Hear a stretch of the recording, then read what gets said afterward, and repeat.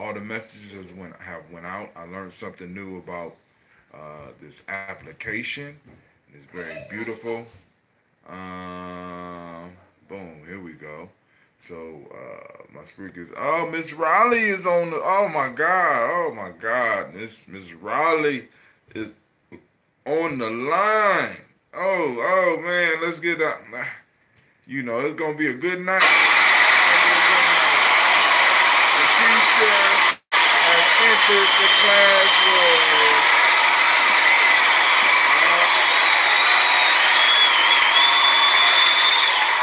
All right. So what I'm going to do, I'm going to play the intro music. I'm going to give y'all time to get y'all stuff together, and then we will get directly into the conversation because I got some stuff for you on top of the folk tale. So let's go. Let's see where we at. Yep, that's it right there. All right, stick with me, fam. Stick with me.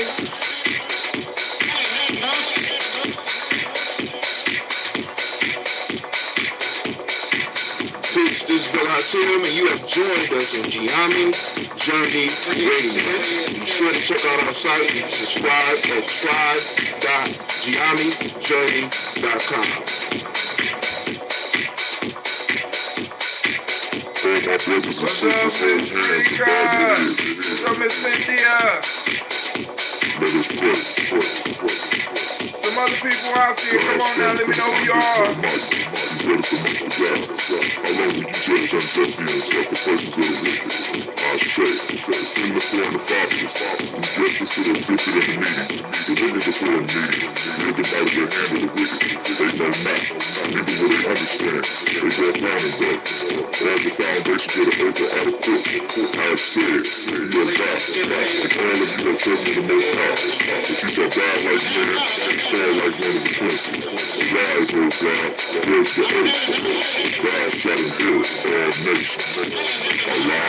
Line is open, girl. I'm on my way. Slow down. Slow down, Lady J. On my way. Got some information I need to go out to the car and get to your feet line. Lady J already up. She ready. It's her show. She ready. This is Kadar Fix, and you are now listening to Gye-Nyame Warrior Training. Keep up with the journey. Check out what we have done in the past. Go to journeyarchives.com.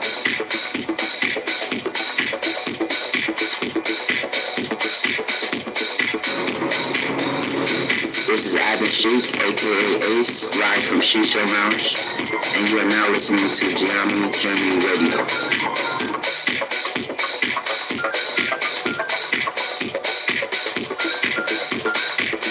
Line is open, Lady J. Be sure to follow Gye-Nyame Journey on Facebook, Google Plus, and Twitter. Check us out. Join the journey.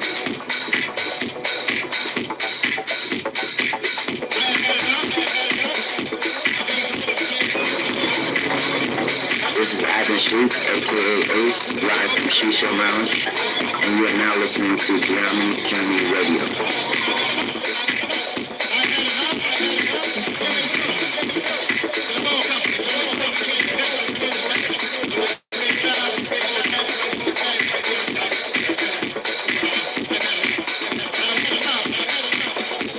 You are now listening to Gye-Nyame Journey Radio with Monica. Enjoy. This is Raymond with the Gye-Nyame Journey Radio.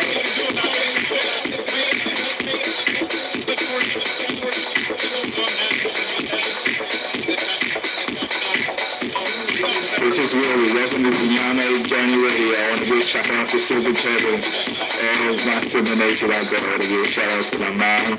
I give a shout out to my dad to raise me and my family to be around me. And I want to give a shout out to the people of my generation that's trying to do something big.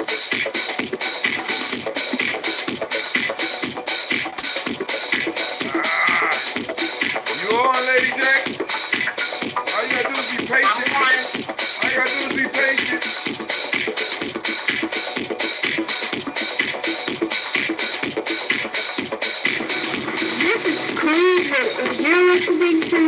Oh man, some of y'all left, man. What's up? What's up? It's Mansour Hotel, aka Mr. Deary. Mr. Deary, does it sound good? I think it sounds great. Right now, you're listening to Gye-Nyame Journey Radio. 614. If you're not adding anything to the culture that you claim, you don't deserve to carry its name. This is what I tell correlate you live, and you are now listening to the Gye-Nyame Journey Radio. Shout out to the Gye-Nyame tribe, Gye-Nyame family. Stand up. Peace.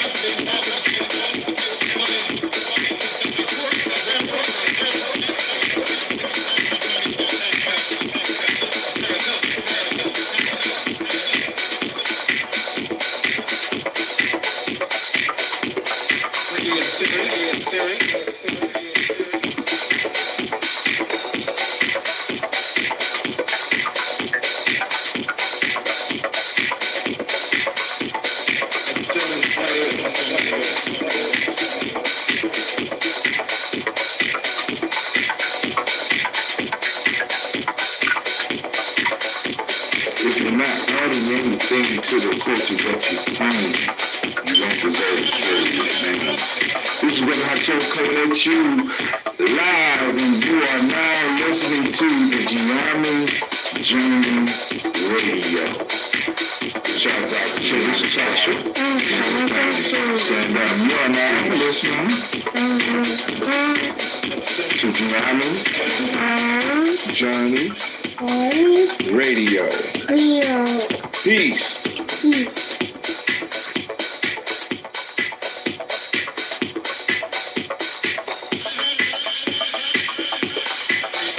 We're about to get started. It is going down today. You are now Now you listen to my daddy. on Gye-Nyame Journey Radio. Radio. Peace. Peace.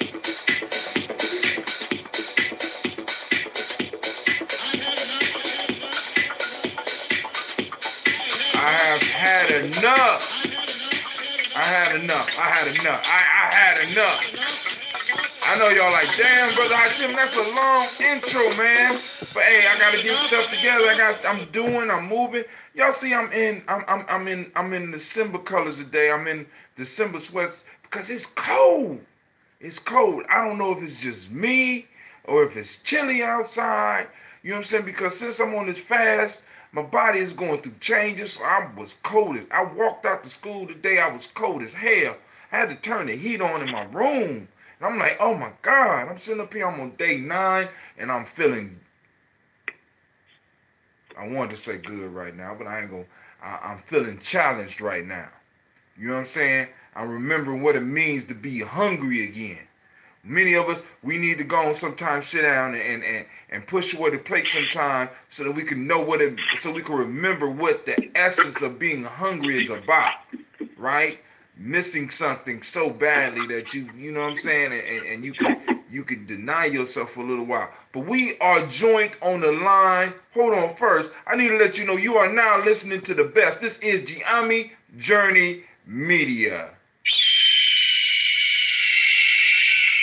This is a Heart of a Simple Productions, and you are joined by Brother Hatim, and right now we have Lady J on the line, and this is a Heart of a Simple Production. We strive to do nothing but blow up your old paradigm.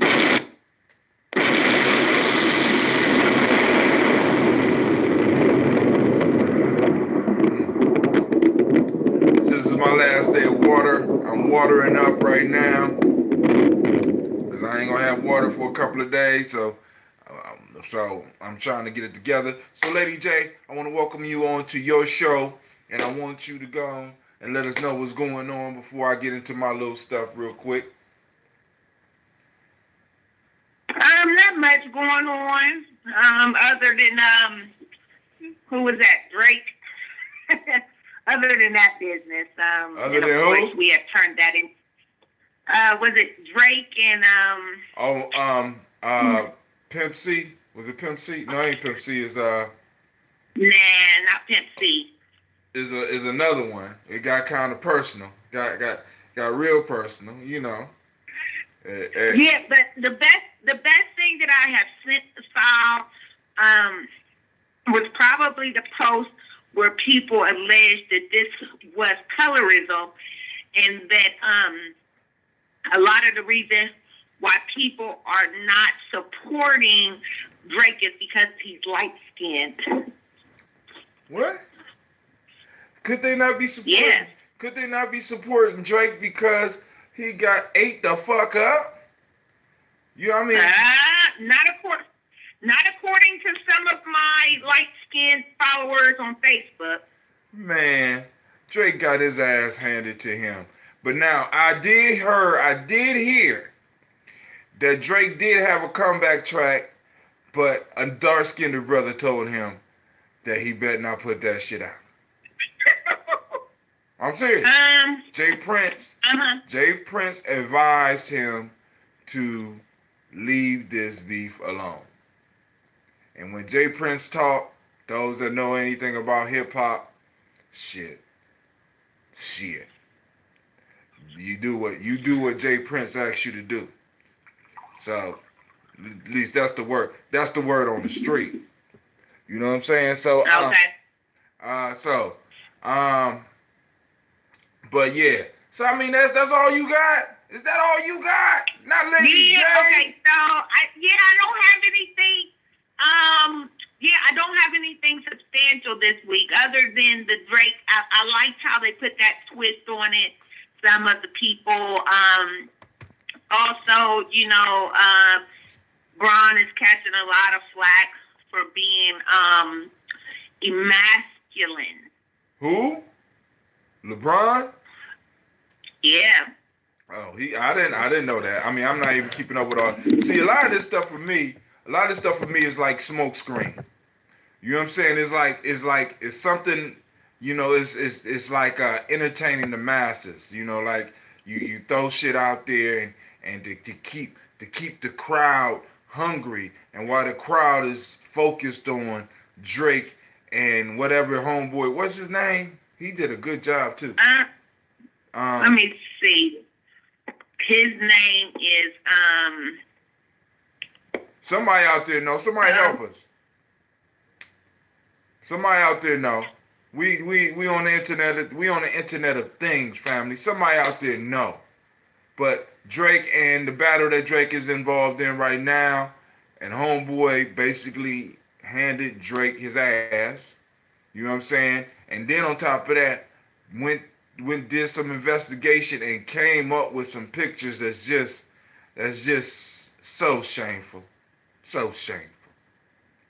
I mean, Pusha T is his name. Pusha T, right? Came up with some pictures that were so shameful, right? And then we got the NBA Finals. I think this is the third year in a row where is this the fourth year in a row that these same two teams are running into each other. And right now, that's part of the thing. But we got to realize, family, this is part of the smoke screen that they throwing us because, thank you, Miss Cynthia Johnson. No, Sharika, that's 2 battles ago. That's the last time a dark-skinned dude stood up to a light-skinned man, and the light-skinned man whooped the hell out of him. Meek Mill ain't been the same since. Drake just, oh, god damn. See, those old school rap battles where you got to just basically change your career.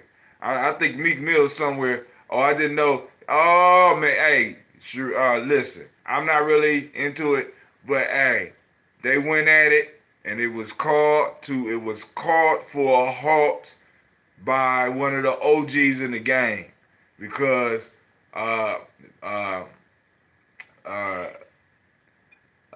Pusha T was was lightweight hitting at Drake. Then Drake just came back with a verse.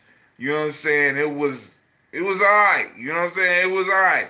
Then Pusha T came back with a picture and a verse and whooped his ass. I mean, it was like, you know how you had those fights where you got the mug just talking. I'm gonna whoop your ass. Come on, bring it. As soon as you bring it, they get knocked the fuck out. You know, you slap them and it's like, ah! That's the way it went down. And then we have the NBA Finals. Family, remember.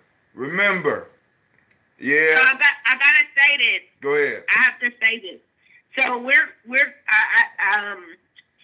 so LeBron had on a suit. It could have been a pantsuit, but instead of pants, it was shorts, right? Yeah. But the problem was that LeBron had a merch, and it looked to be alligator. It's about $4,000 bag, and this is what he's being roasted for: is the fact that he his attire looked very European to me. Oh, look, every last bit of that was created by European designers, all the way down to the boots. The socks was like $800 from a fucking designer. Yes. You know what I'm saying? All that shit. Okay. All that and I'm glad you brought that up, because we can have a good conversation about that before we get in this folktale. But go ahead. And so, but the issue that people were having was with this mirth. And so, what is a mirth? A mirth is a man purse. Oh, I had one of those when I was young. How old is LeBron? 33. LeBron's still young, man. I think. Go on with that shit. But go ahead. I hear they going off on the wrong shit. That was the thing, that LeBron had this mirth. And so my originally when I seen this some time ago, I had said, kind of the same things. And then what someone had told me was that, these men are traveling, they have to get on these planes. And so inside of this would be like their shaving kit. No, that's different. No. He wouldn't show you could pack that away in your bag and carry. This one, like, cause I had, when I was in my early 20s, me and my crew, we had those man bags. And in that bag, basically that bag is just a hollow shell. In there, you able to put your money, you able to carry all your stuff. You got a lot of stuff that you can carry. This is even before cell phones, so you can put your beeper in there, you can put your cologne in there, you can put your money in there, and have it all in one place. Right. Yeah. That's not a shaving bag. I know, shit. Okay, no. I was just using some examples of what he might have in there. But you just gave even a better detail. So, anyways, after I heard that, I had a new respect for the mirth, right? So I'm like, okay, maybe, these men getting on these planes, they want certain things on them, on their person. Maybe, I'm going to give them a little slack. But anyways, I just find that I find something interesting. And what I find interesting is there's a lot of memes. There's a lot of stories. A lot of people tend to highlight LeBron by basically saying he's never had he's never had, what is that called? As far as bad publicity surrounding his wife, he's a father, he donates all this money. So you have, on this one hand, you have many people basically saying that this man is, a stand-up guy. But then on the other hand, you have people ripping him apart because of his attire. And so it just had me questioning, like, the character of a man. The character of a man. Are we going off of his actions? Or are we going off of this look, right? This outside shell. Now, are we going outside of the mirth? What was wrong with the look? Now, I could go into, because for him,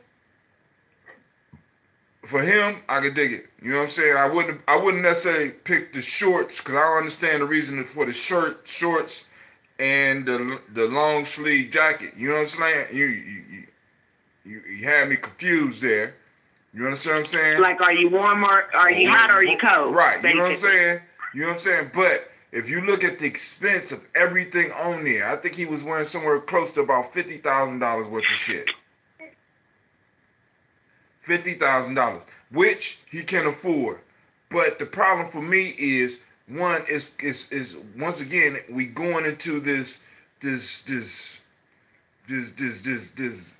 veil. I mean, Tone Talks call it the veil of the veil of celebrity. You know what I'm saying? Where it's like we're looking at this stuff, and our young people is looking at this stuff, and we start having these aspirations rather than being able to deal with the reality of what we are. Now, I'm one that judge a man by where his skin in the game is or where his soul in the game is. LeBron has showed us where his soul is. So you can't have, people will hate on his clothes, but the piece that we need to be concerned about is the actions that this man is doing. The young people that he's trying to help in the best way that he know how. You know, in the city where he come from. You know what I'm saying? Judge that. You know what I'm saying? Leave. You know what I'm saying? But the whole aspirational piece, I hear him, I could dig it, but you only have to get caught up in that if you want to get caught up in that. I'm not getting caught up in that. You understand what I'm saying? I'm trying to make sure my kids don't get caught up in that. We got to make sure that our young people, as well as some of the people we hang with, don't get caught up with the facade. You know what I'm saying? The facade that is out there. You know what I'm saying? In initiation system, they call it the veil of Isis, the illusions of the world, being able to distinguish the real from the unreal, being able to decipher reality, look at reality and work from reality, because you can't work your magic. You can't become great if you are not rooted in reality. When you become rooted in illusion, you start doing illusionary type things, and it becomes dangerous for you and those around you. I'm sorry, sisters. Let me go and get y'all. GSW all day. Oh, I think she mean DSW all day. Hell with the $1,000 shoes. They want our young boys to think that wearing purses is cool. And I'm gonna say this. When I was going through my young man phase, I had it. I had the man purse, right? As a matter of fact, I might have beat up a couple of motherfuckers with the purse in my hand. You know what I'm saying? So, hey, I'm just saying. That's the way we roll. My father had one as well, now that I think about it. And even at some point, and I want to say at some point, he like carried a bag that carried his weapon. And also when cell phones first came out, they were carried in something that was the size of like a mini briefcase or a briefcase. And I remember thinking that my father, you know, he looked like he was carrying a purse as well, but he was so manly that it didn't make him look gay, you know what I'm saying, or homosexual. Right. You know what I mean? I didn't question his manhood because he had this bag. Yeah, but now that you said, I had forgot all about that. But you're absolutely right. My dad carried one. Oh, man, he carried two. It ain't start with this generation. Like you said, your father carried it. We had them because one, it sets you apart. Two, they are very expensive. At that time, they were very expensive. So by us doing that, we was taking a leap above some of the other crews out there. You know what I'm saying? Boom, look, shit. Not only do we got one, shit, I got the Fendi, he got the Gucci, he got the Louis Vuitton. This is our crew. Shit, we got it like this. We're able to get it like this. You know what I'm saying? And when we go to clubs, shit, we zip the shit out, we pulling our money out, we doing our thing. You know what I'm saying? But we oftentimes we look at some of this shit, we be like, it's just this generation. No, it's not just this generation. They're not just trying to get this generation. That shit's been going on. So if you know where you've been, you know where you are. They actually posted a side-by-side pic of LeBron with a very, this hadn't been a historical figure, but he's wearing similar attire, and I appreciated that. Another thing that LeBron did that I enjoyed, the next game he wore what seemed to be the exact same suit, but he instead wore tennis shoes and he wore a hoodie under the jacket. And so, I'm like, well, maybe he spent a lot of money on this uniform, and this is his game uniform. You know what I'm saying? I don't know. But those are two things I appreciated. I appreciated the throwback because, again, I think that sometimes we want to judge things, but we look at them we look at them in context. Instead of across the context, right? And so again, if we know where we've been, we know where we are, and though there are many examples of this effeminization on men, you know, we like you said, we kind of took our, I don't know, we get preoccupied so quick, and we get preoccupied with all things that don't matter. What about versus again? What about men that might wear a lapa? Is that feminine? A lapa. Right. You know what you like that? Like that skirt. Yeah, like a skirt. Like a skirt. I don't want to call it a skirt. You know what I'm saying? It's a lapa. You know what I'm saying? Because you do have men in Africa right now, in the heart of Africa, that do men rights and shit in skirts. Do people I mean, so see, again, and once again, I think. I'm sorry. No, handle your business. Handle your business. No, I'm so sorry. I didn't mean to cut you off, sir. It's your show. I just want to say that again, we have to look at the character. You know, we have to look at the character. You can see. I'm thinking of effeminization. I think that the first thing we have to stop doing is thinking that effeminization and homosexuality are one and the same when they're not. A lot of these effeminized men are taking advantage of women. A lot of these effeminized men are rapists. They're pimps. They are not protectors. They are just the opposite of what we believe it is to be a man. And so feminized men, they may not always dress in a certain attire. And again, they're not, it's not the same as being gay, but we need to be able to recognize those men in our community. And we need to be able to recognize that, you know, these things, this is being impressed upon our men. And we need to know the time. Yeah, now, instead of just thinking that it's one and the same. Now let me read. Miss Cynthia Johnson said, "Yeah, but there's a difference between a man purse and a backpack or a backpack, etc. Or it should be." Cynthia Johnson, to get folks taking, to get folks talking, and it's a so-called status symbol, as you said, 50 stacks for an outfit. Now that piece right there, you know what I'm saying, I have a problem with, not privately, but publicly, because we throw that out there. Now, the next thing you know, our kids is going to be trying to get shit that's expensive. It's aspirational.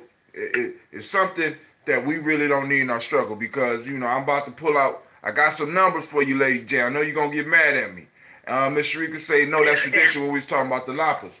All right, so I do my research. Now, tomorrow, I want to hit on this gig economy, because I heard one of the brothers on YouTube screaming about the gig economy.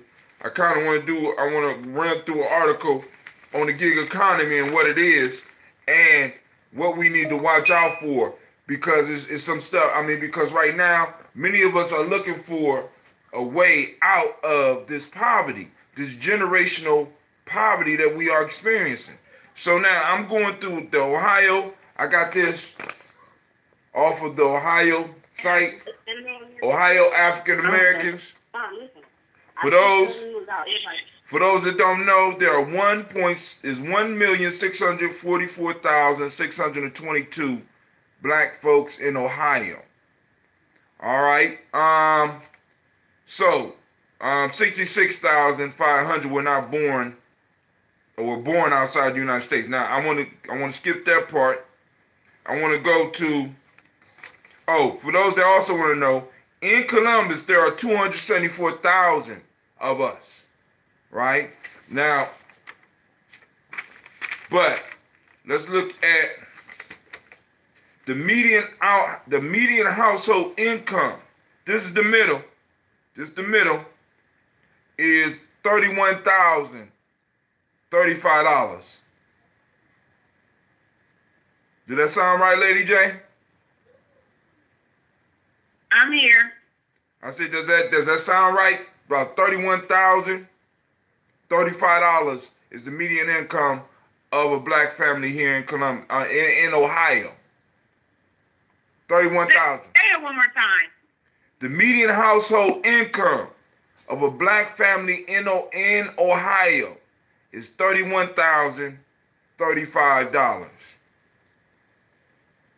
Okay. What is it for a white family? For, let's say, the average family, for Ohio household overall, the median household income is more than $52,300. Okay, so I'm asking you, does it break it down? It broke it down for African American. Did it break it down for this is white? specifically I got specifically for my folks, because I wanted to look at how the numbers was affecting us. So go ahead. I'm just gonna go and I may be wrong. Go ahead. But what I'm gonna go out on a limb and say is that the average for them is not much, depending on the proportion of the proportion of the racial breakdown, right? Mm-hmm. I want to believe that again, that everyone, if you just, the mass majority of people are working class. So that income that you just named, that's going to be an average income. Right. For working class Americans. Working class people in Ohio. Right. So for us, I'm going to say the gross. For us, it's 31,000. For whites, yeah, and I believe whites ain't going to be too much different. 52,300.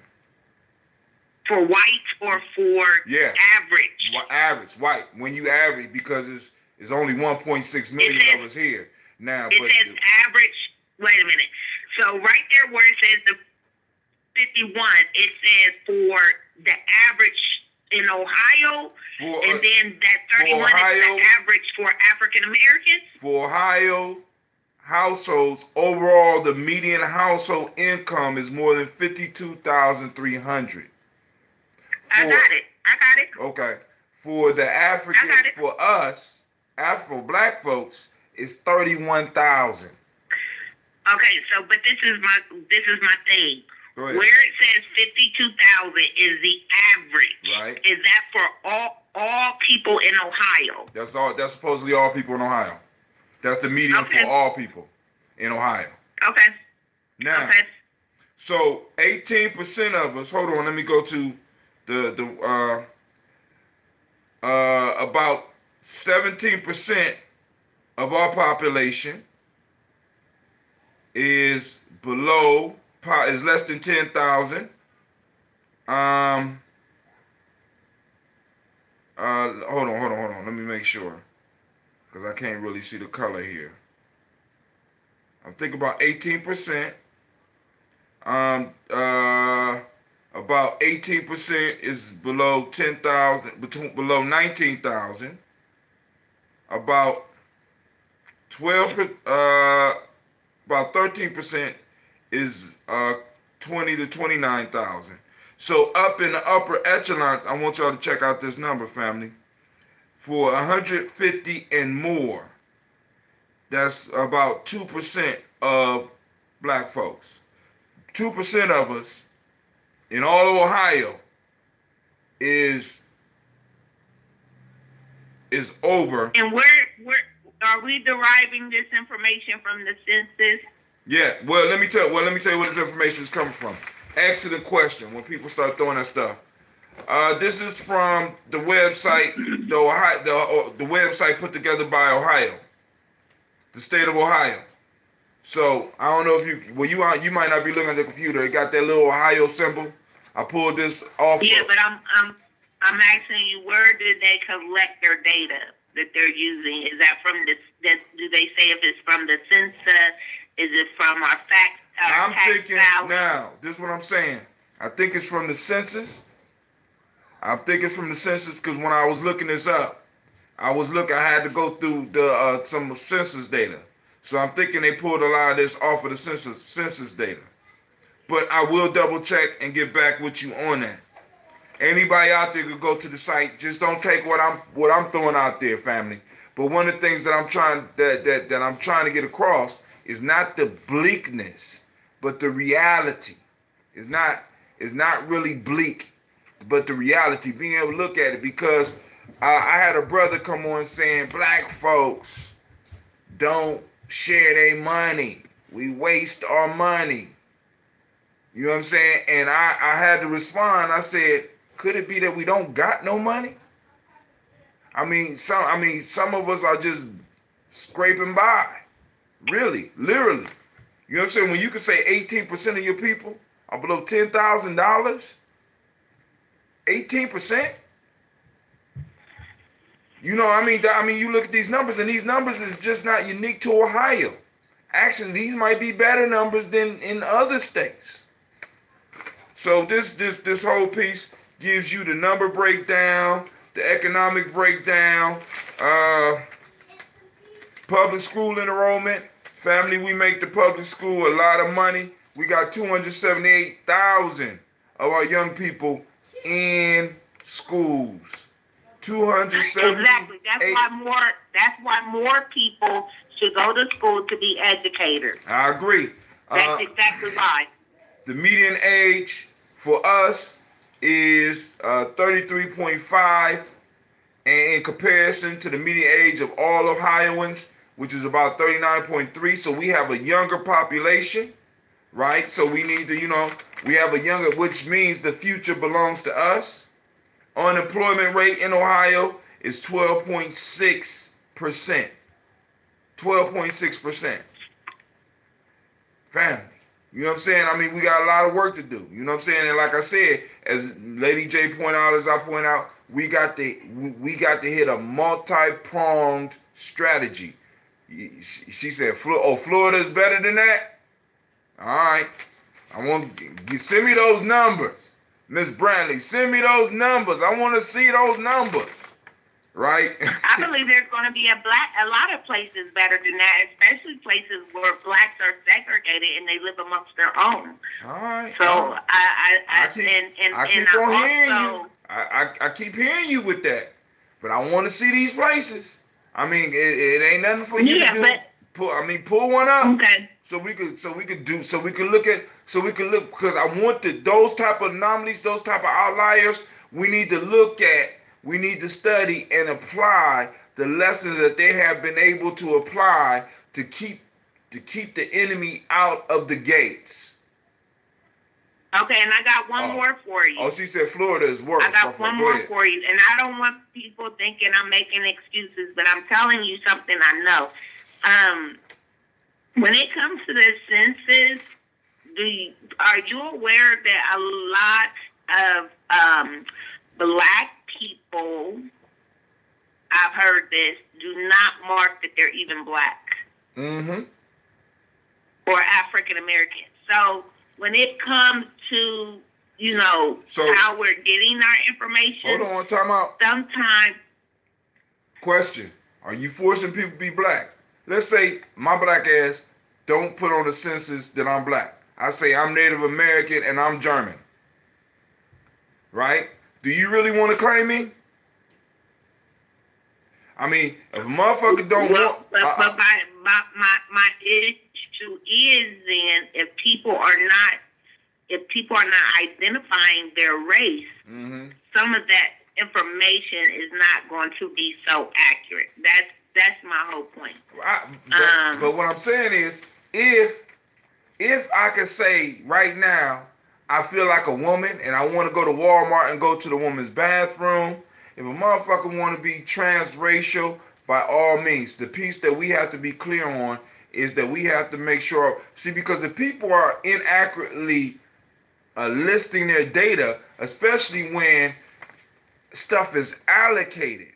See, the census is not just done so they could count motherfuckers. The census is done so that resources can be allocated or reallocated. So somebody that's doing that to us I really don't want their data. Keep that shit. You know what I'm saying? Move on. I prefer to know who's real and who's not. You understand what I'm saying? So I hear you, but really, does it really affect it? And and really, would that really increase how much money we got? Because shit, we damn near $20,000 as a group. We're $20,000 below the average. $20,000 a year below the average. Our median can't even deal with their median. Hell, we the only people that talk about, when we talk about wealth, we talk about spending power. No other people talk about spending power as any type of representation of wealth or what we have.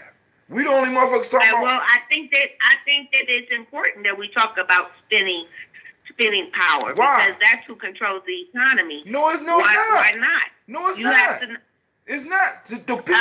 The people with the production power controls the economy, not the people with the spending power. They produce. Their production is based on the number of people that you're consumers. All right. So I would both. Okay, so certain things, certain industries are fueled by socialization. Me selling you things that you don't need and you buying them with money you don't have. Right? So this whole socialization piece comes into play. The reason why it's important for African Americans is because when we talk about infrastructure, we have to know that we have to own wealth. But we cannot just be spending. But we are making money and we're not buying anything with equity. Right. Now, this the issue, right? That's the issue. We're talking about consumables. We're talking about what we consume. We are measuring, think about this, we are measuring our wealth on what we spend. Now, we don't count people, because think about this. Yeah, we gotta, because I complain about some of these people supposedly not having money, going out and buy their kids expensive shoes. But where's the majority of a lot of our people income going? It's going on the staples. That's where they got us at. Nigga, you need heat. Excuse my language. You need electricity. That's part of the spending power. You know what I'm saying? You need a place to stay. That's part of the spending power. You need a vehicle. That's part of the spending power. Right? So it's like, we're basing our wealth as a people on consumables, on things that we consume, when that's not an accurate measure for any other group. I don't think that we're measuring our wealth on what we consume. How many times you done heard that? When we talk about our buying power, we're not saying that that's our wealth, because the things that you purchase is only an example of your debt. Exactly. So the more you buy, the less money you have. So when we talk about spending power, we're not talking about that as if to say that that's where our power lies. I mean, to say that's our wealth. We're not saying that. Why for the last 20 years have we been beating up ourselves and our people about the spending power? You go to a speech, you liable to go to a concert speech tomorrow and be like, you shiftless black folks, we spending $1 billion on cigarettes. Nigga, I need cigarettes because they help me focus my life and help me not kill these motherfuckers I'm working with. You know what I'm saying? Spending power includes all of the necessities that people have. And we count that. We look at that as a real thing, when in fact it's not a real thing, because we're talking in most cases about most people just surviving. You know what I'm saying? Okay, I'm going to have to agree to disagree. I can dig that. I mean, that's what we usually do, ain't it? You know what I'm saying? We always do. We agree to disagree. I'm just saying, it's like we be beat. And it's like our people, we really need to organize in more than one way. We need to attack this enemy in more ways than one. Economics is one. We definitely could pull it together. And of course, everybody could do better economically. But we also need to do some things politically. We got a whole bunch of work to do socially. Like you said, we need to take over. We need to take over the schools and be like, look, we're not going on that test shit. Y'all owe us money. We're going to apply our tests, and we're going to apply our standards, and we're going to teach our children where they are. rather than trying to rush them through. I will definitely look into the actual numbers. Okay. That's Miss Sharika talking about Florida. We have spending power and the power we are giving away. But what I'm saying, Navita, how much, when you look at your spending power, how much of it is going towards shit that you need to survive? Is there really spending power if you got to spend it? I got to pay the goddamn gas bill. I got to pay the electric bill. That's part of that money. Listen, look. Show me. Hi, Tim. Show me. Hi, Tim. Go ahead. Hi, Tim. Go ahead. Either way, these are necessities. These are things we need, right? Mm-hmm. But that's not. I'm just gonna say that's not where it's going. Where's it? Not when you have disposable. Not when you have disposable income. Hold on. Wait, time out. Disposable income. We're gonna have this. And we're gonna talk about the fact that people who are socialized, who are brainwashed, they spend their disposable income on things they don't need, and they're spending money they don't have. This whole idea of consumerism or credit is what got us to the predicament that we're in now. It's not us paying for our necessities. It's this idea of credit and debt. Purchasing things we don't need with money we don't have. Time out. So, you saying that a lot of this stuff is on credit, right? A lot of this is a motherfucker skipping up and saving. Once again, going back to the numbers, if we look at the numbers in Ohio, family, we are $20,000 below the average. The average black home brings home $31,000.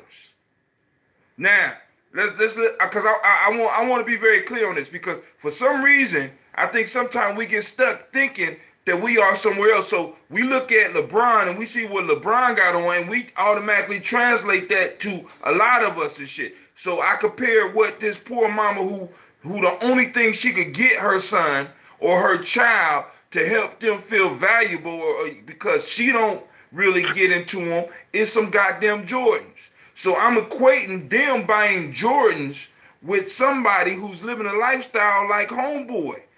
Who one of the rarities, one of the outliers. He got on $50,000 worth of clothes, right? So we like, we wasting our money, right? But we got $31,000. Now this, because I want to go through the numbers real quick. Once again, 100 out of our entire population. Let's look at the fact that I have to control the things that I can control, and again, and you can't control nobody else's pocket. The part of the problem is this whole consumer society, this whole thing with socialization and me convincing you to purchase things that you don't need with money you don't have, and you falling for it because you're impressionable and because your pineal glands are calcified. Basically, you can't think for yourself. You're so busy trying to keep up with the Joneses, which they created in the 1920s. This is a new form of slavery. And I could have freed more of what? And they keep us locked into, and again, if we look at social hierarchy, throughout every civilization, ancient and present, you're going to see these social hierarchies. You're going to see it, and it's no different now. But how do they keep you in that same? How do they keep you in that same category, in that same working class or working poor? How do they keep you there? Now, part of it is through socialization. I convince you to spend money you don't have on things you don't need. On things you don't have. And that is a choice. If we want change, we have to learn how to keep more of it in our pockets. Turn off the TV. I hear you. Sister Navita says there's no way you could claim broke but spend on George's expensive hair weaves and concert tickets. Ashe. But hold on. Preoccupied with all things that don't matter. Hey. But like you said, going back to the socialization, right? Are we putting a mechanism together to start socializing our people? Or are we caught up with them looking at the rap battles and the NBA finals and shit? You know what I'm saying? So, I mean, really, where does that socialization starts? Sister Sharika say, I think we are spending $1 billion. I think when we are spending $1 billion in weaves and other wants is what the problem is. No, Navita says, not on credit, in cash. If you are bringing home 31K, you should not be buying Jordans, and Jordans should not be, or nor should your car be worth more than what your yearly income is. Now, hey, how is your car worth more than your yearly income? Well, that is that. That's the and whole. So we saw with this again. When we know where we come from, when we know where we've been, and not only that, we are. But hold on, exactly. When we know the reality, most of our people don't see the reality. They're seeing a majority of us, or a larger number of us, in the position of a LeBron James rather than in the position of a Lady J and a Brother Hatim, or rather than in the position of a Navita Nelson and Sharika Brantley. Rather, we are seeing ourselves through an illusion that has been thrown up before us, and our kids are coming up and they're wanting. Think so. I know. So. I see it every day when I'm dealing with these kids. They are coming up on aspirations. Go ahead. I'm going to tell you what happened. The minute they instituted the consumer society, the minute they determined that Sears and Roebuck was going to give credit to folks and that they were going to begin to purchase things from them, the minute they came up with planned opulence, which they used first on those big old radios that you purchase, and then maybe on your ovens and your irons, and they would make sure that those things would go bad so that you would have to buy another one. And sometimes they would even give you a loan so that you could purchase those things that maybe you couldn't afford originally. When they came up with all these things, something that happened in our community, and they talk about it and how it revealed itself in places like Chicago, is that people started defining themselves not on their occupation or their career or their status in the community, but on the things that they own, on the things that they think, and that's capital P-H-I-N-D-S. Something that happened in our community. Uh-oh, girl, they listening to you. They coming on the line. Turn down your radio. Who is this calling? Who is this? Sister Navita? Sister Navita. Yeah, she calling to jump on me too. Go ahead. I'm Black people's defense. I think the underlying problem isn't necessarily the aspiration as much as it is the lack of self-worth. And in order to feel like you are somebody, the white man has brought these items before you and told you this is what somebody that is somebody with. So you already have, you down low. So to make yourself feel good, you base your worth on these material things. That's why you, like, look, I got these Jordans, I got these couple new Jordans, or you got to go out and get that Brazilian silky weave that costs you $250 because you are trying to make yourself have some worth. That makes you feel you are worth something. Right. And so, that's why our people do that, because they lack self-worth and they're looking for that worth in material things. All right. Now, so hold on. On to your question. You ain't going to say this. You asked the question. I didn't ask the question. Where do we go next? What can we do? You did a while ago, and she just stated it. What we can do and what we should focus is instilling a sense of hope in our people.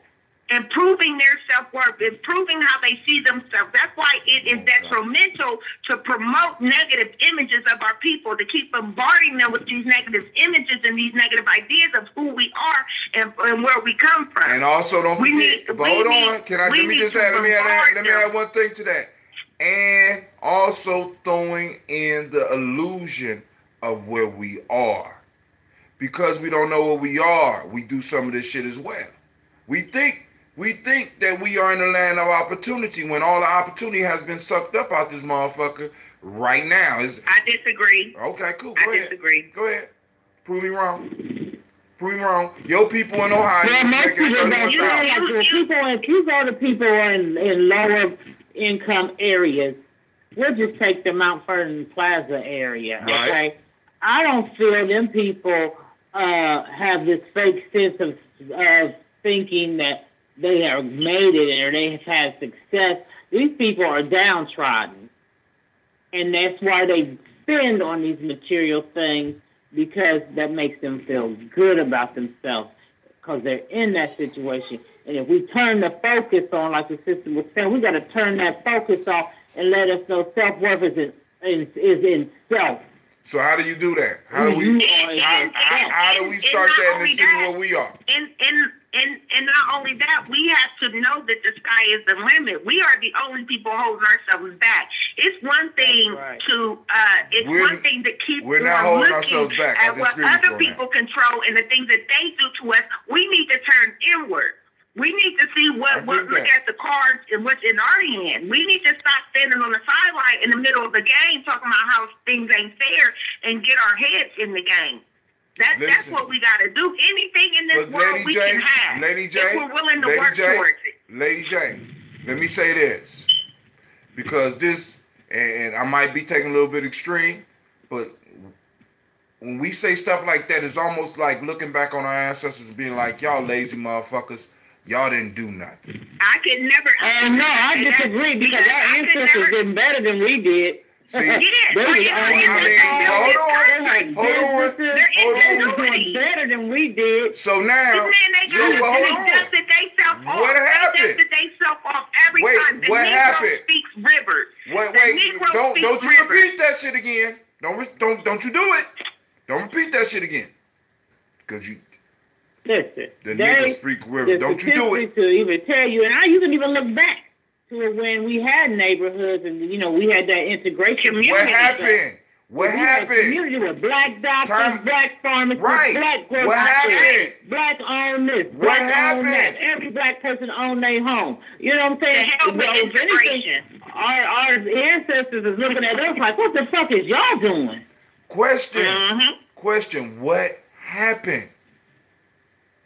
What happened? We got into the integration and we started to do that simulation thing, and then of course, upon the integration, black people thought the white people's water was colder and shit, so they started buying their shit and doing their shit.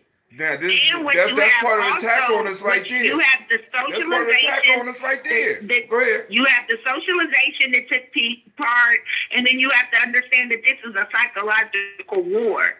We cannot fight against a war or a battle if we don't even realize what type of war we're fighting. This is psychological. Now, we have to get ourselves outside the box. We need to stop believing a lot of the propaganda. Listen, we buy into their propaganda. Like for example, like white man's ice is colder than ice. We repeat shit, right? That it has never really been, that we have never really proven, right? And that has, that we're not really sure. How can I put it? It's almost like I can prove it. I can prove it. It's proven every day. How? Tim? How? I mean, brothers and sisters, you go to a black store in the neighborhood and you put that Arab store in there, so black people want to flock to the Arabs like they serve something better, and the price can be the same. Why? They'll support them so they support their own. Now, hold on. Now, it would be hard for us to really have a black store now, because we don't have the resources, because like I said, the median income is $31,000. Yeah, listen. Two, hold on, time out. See, because this is the point I'm trying to make. How did we get from a point to where we was doing businesses to a point where we are like this right now? See, we don't ever want to deal with that shit. It's like it's all us. We just fucked up. We did. What happened? It was written in the book many times. What book? The destruction of a black civilization. All throughout that book, they kept telling you what was your demise. What was the demise? Again, I feel like as long as we as a people, until we acknowledge the road that we play in our own destruction, we cannot. That's right. But hold on. Hold on. This the issue that I'm having, family. I'm at war. We literally are in a physical war. We are in an economic war. We are in a social war. We are in a political war. And in many cases, we have physical altercations going on, and we have people telling us that we need to focus just, I ain't gonna say just, and you ain't saying just internally, but internally, and look at what we're doing when we are not taking, in fact, the history. How did we end up in these neighborhoods? How did we end up resource poor?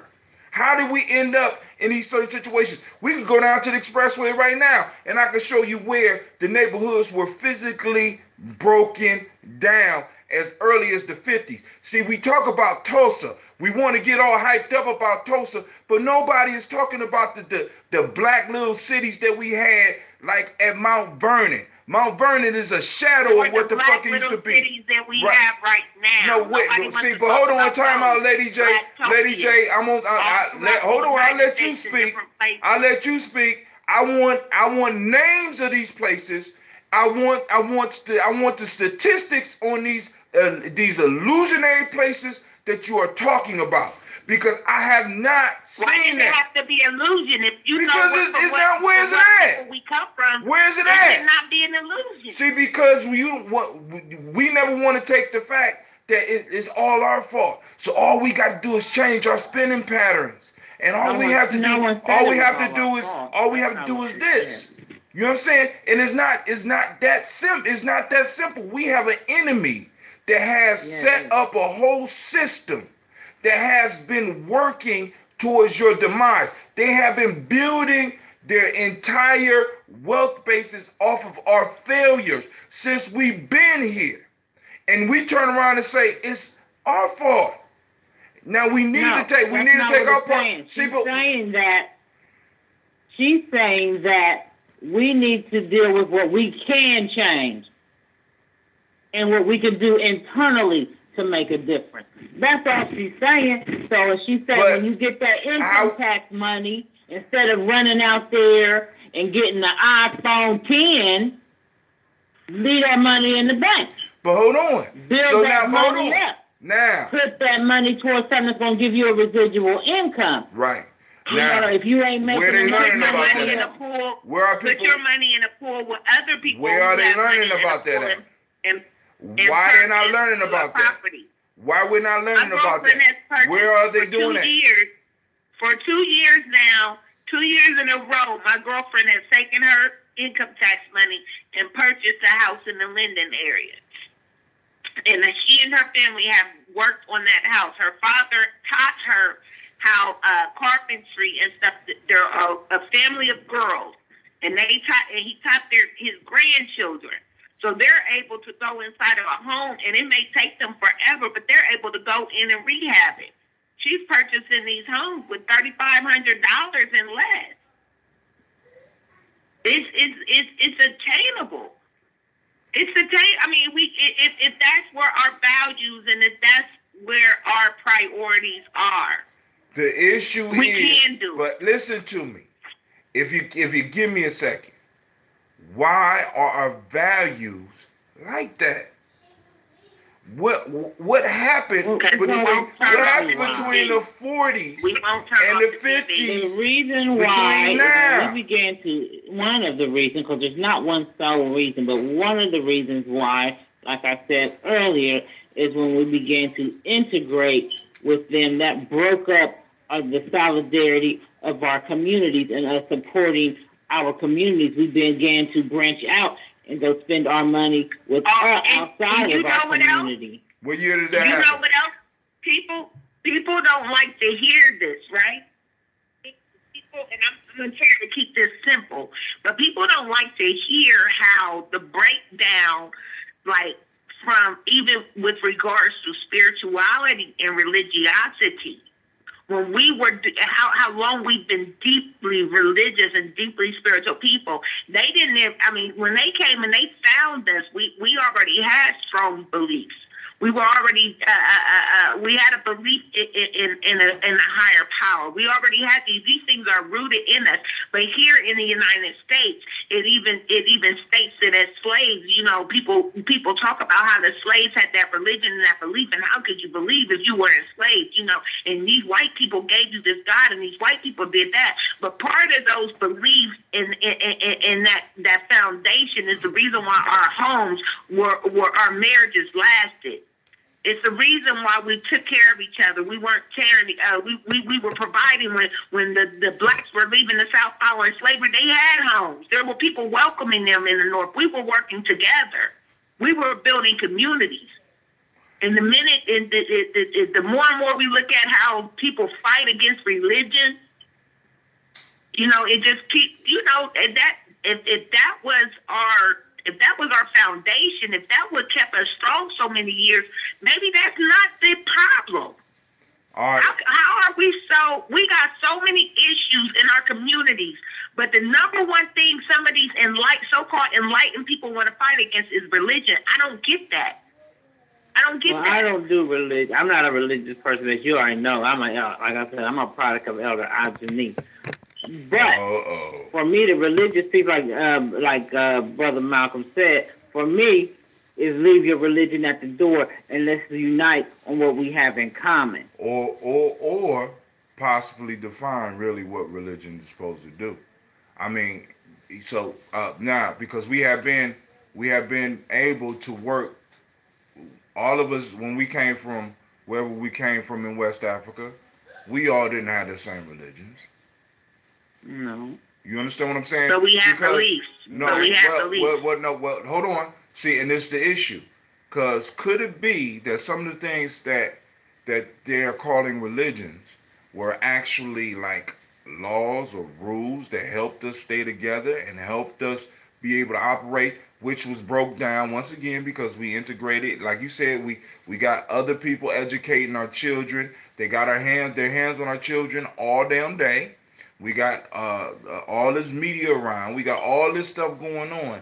And the only thing I'm trying to say is, family, some of the stuff that we're talking about, our people did do. Our people did build communities. Our people did work together. But what happened? See, because the only piece I'm trying to make about Tulsa is that Tulsa wasn't the only one. Like I said, right here in Columbus, those of us in Columbus, Mount Vernon, if you drive through Mount Vernon, you will run into a big ass hole called the Expressway. If you go to Akron, you'll run into a big goddamn hole right there in the middle of the city called the Expressway. If you go to Cleveland, you drive in the black neighborhood, you run into a big giant goddamn hole that was placed there on purpose. Now, that was only one thing. Then we look at redlining and we start figuring out that a lot of black neighborhoods formed because the federal government made sure that they formed, right? And then we go, I mean, there's so many things that we have to really look at. But the bottom line is that we got into a position not just totally by ourselves, so we could actually totally turn around. Wait, hold on. We could turn around and be totally correct because you can't. The people in Tulsa was totally correct. They did what they were supposed to do. The people in Mount Vernon, they did what they were supposed to do. The people, all our people have been doing what they were supposed to be doing. They have done on practice all the community stuff. They done did that. But we have to recognize that even when we do what we are supposed to do to each other in this society, we always, unless we're prepared, as Malcolm X says, for freedom or death, there is no compromise in this shit. There's no compromise in it. We always looking for a compromise and looking for a way to make everybody feel comfortable. Even in our political jargon, we no longer they don't even say black in political jargon no more. It's people of color. Fuck that. Acknowledge my group. You understand what I'm saying? Acknowledge my group. Mm-hmm. We're not, we want everybody to feel comfortable. As black folks, motherfuckers should be uncomfortable as soon as we walk in the room. You know who I get most? And this is why I am pushing. I actually went on a date the other day, and it was interesting that the topic of our discussion was Bradley, remaking. I'm coming to you. Go ahead. Remaking I'm Black and I'm Proud. it unnerves me the number of black people who don't want to be called black. And every time I get into one of these discussions, I have to explain the difference between culture and race and ethnicity and heritage and nationality. I have to break these things down. I have to give them the history on this word black as far as it relates to me. But so many people of color, black people, don't want to be called black. It unnerves me. Which is why I, once again, feel like it's most important that, and I've said it before on this show, that we have a remake of James Brown, I'm Black and I'm Proud. And for about 45 minutes the other day, I sat and we named several artists that could possibly get, be authentic enough to get this message out. Hold on. Miss Sharika Brownlee said, I know one of the things that I've noticed since getting out of the Army is there's absolutely no community involvement. All elders in my area are judgmental and forgot what it's like to be young. They are not passing down any knowledge or wealth. Let me put that there. You know what I'm saying? Do we limit these conversations about investing money with immediate family only? Why aren't we educating the community? Which is what I want to get to, because we have to start educating. We have to start creating action plans in our small little pockets. Because I think Miss Sharika is in Florida, and you might not be able to. And you got to understand what we call family here. We build tribe. See, because one of the things that I learned in my process is that blood is thicker than water, but spirit is thicker than blood. You know what I'm saying? And it's like, I have spiritual family here that I can actually build with. So wherever you are, we could get together in our small pockets and start developing these tribes. Because nobody wants to be down with the so-called loser. Nobody want to be down with the underdog until we start bringing it back. You know what I'm saying? So we can have the song, and the song will be hot for about 2 weeks, and then motherfuckers will forget it. You know what I'm saying? We want more than a song. We got generations of young people that we're bringing up right now that are going to change the world, because we are making them understand on a deeper level what it means to be black. Now there's some other pieces we got to add to that: the economic involvement, the political involvement, the social aspect. Right, getting some more. I want to be like, look, we're gonna have to do teachers, and we're gonna have to get control of these schools, so that we can make sure that we are able to invest into our young people what it is that they need to be exposed to when they're young, rather than just turning them over and going to the plantation. You know what I'm saying? If we're gonna be on the plantation, we need to be in one where we could affect the most motherfucking change, and that's with these young people. Brother Saka's in the house, but I got one more message. Miss Sharika says she's in Central Florida. Go ahead, Shaka. You on the line. Good evening. Hey, Shaka. How you doing? I'm cool. Hungry. I'm laying here hungry as hell. You hungry? Yeah, I rolled up. Pharaoh woke me up, let me know I was late, and I'm about to make me one of these Beyond Meat burgers. So, when I heard the message this morning about reverence for my children, we ain't even get to that yet. We ain't even get to that, Jack. Hold on. Okay. Hold on. Bad. All right, family. Here we go. Because we moving into an hour and 20 minutes. And AJ, I want to thank you once again for bringing your energy, your exuberance, your beauty onto the show and blessing us with your opinion. And that's why I thought we was already there. She was up there, man. Oh no, Lady J started. She traps me into conversation. She know how to do it. All I gotta do is open the door, and I'll be like, boom. I tell her it's her show. All right. The story today is the Lark burying her father. And this might have some solutions for us. The Lark, according to ancient legend, was created before the earth itself. And when her father died, as there was no earth, she could find no place of burial for him. She let him lie uninterred for 5 days, and on the 6th day, not knowing what else to do, she buried him in her own head. Hence, she obtained her crest, which is popularly said to be her father's grave hillock. Ashe. Y'all got it? Do I need to read it again? No, you good. All right. Anybody want to start on it? Or because this kind of, I'm actually thinking that this might help us a lot with this conversation as well. Yeah, I got something to say.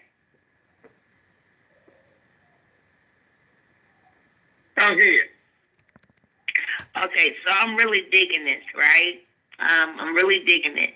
I'm thinking about our guardian ancestors, this idea of what happens when you leave this here earth as far as your flesh is concerned. And I want to believe that you then will exist in this space between what we would like to call heaven and earth, which is just the space between the ground and the sky, right? Mm. And so once you have passed over, now you go from obtaining and trying to be perfect here on earth, or going off after, whatever your belief is as far as religion, to basically being godlike, to attaining all of the qualities of God. So now you are omnipresent. Now you are all-knowing, and you occupy that space, and you can use your power, being God, to guide your loved ones. And so that's why I like this term, a guardian ancestor. I also believe that we have known this, and this is why we celebrate our elders. That is why we pour libations. That is why we give reverence to those who came before us, those who paved the way, because we understand that they are still with us. And though we may not be able to see them in form, they are with us, and they see us every day. And again, that they are all-knowing. I've had several, I think about my mother, and I think about the number of things that I can honestly say in my heart, where people might say, oh, something told me, or I told myself not to do that. I tend to believe that mine is, my guardian ancestor, which one would be my mother. Mm. So that's why I really bought into this week's folktale. Yes, I really appreciate it. Anybody else? I'm about to slay this motherfucker here. This is him, but well, I in another way, my perspective of it is when she said that she took her father with her. I think it was how it was put. And I think we take, in some cases, we take our ancestors with us by taking their traditions and what we have learned, and we take that with us, and our ancestors don't leave us because we have those things instilled in us that our ancestors gave us, even though we have run into a time where, sometimes not all ancestors and elders give us something to take with them that's going to be helpful, and balls have been dropping, etc. But in cases where that applies, you take that with you, and that ancestor will always be in you because you are carrying on that culture, that tradition, and that knowledge, and you're passing that on to your generation, and it continues. So that ancestor never dies if you keep up what that ancestor has given you. Yes. That was the strike of God, Navita, because that's the angle. Now I got to come from a whole nother angle. Thanks a lot. Great job, sister. It's crazy. Go ahead. No, but see, because this is what this this is what this moment is about, so that we could do some introspective, so we can do some good, some deep. Dr. Myers called it African deep thought. You know what I'm saying? Because that's what it's supposed to mark. We talking about a bird that was. I mean, think about this. This bird in ancient legends was alive before the earth was alive. I mean, that's saying a whole lot right there. You know what I'm saying? Go ahead, Shaka. I know you had something you wanted to say. Yeah, it brings me to the song. You know how, Tim, you introduced me to the song a long time ago, and I gotta admit to you, brother, it really brought me through the fire just after the song on my heart. And the name of the song, and actually I'm gonna do something with it. I ain't gonna say too much, but the name of the song is Solid as a Rock.